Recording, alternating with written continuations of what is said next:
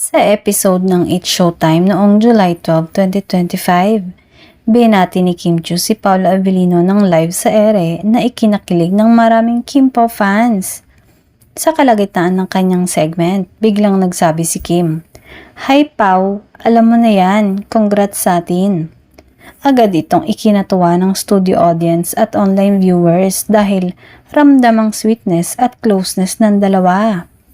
Marami ang kinilig at lalo pang nagkaroon ng hinala na may something special sa pagitan nila. Dagdag pa rito, trending din ang hashtag na #KimPaoOnShowtime matapos ang episode. At marami ang umaasang babalik at mag-guest si Paolo sa Showtime para mag-promote ng kanilang bagong serye na The Alibay. Ayon sa ilang sources, sa paparating na bagong proyekto ni Kim at Paolo sa ABS-CBN, ay mas lalo silang nagiging close ngayon.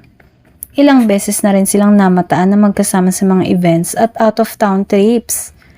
Para sa fans, kahit simpleng bati lang, sapat na ito para maramdaman ang tunay na koneksyon ng dalawa on and off cam.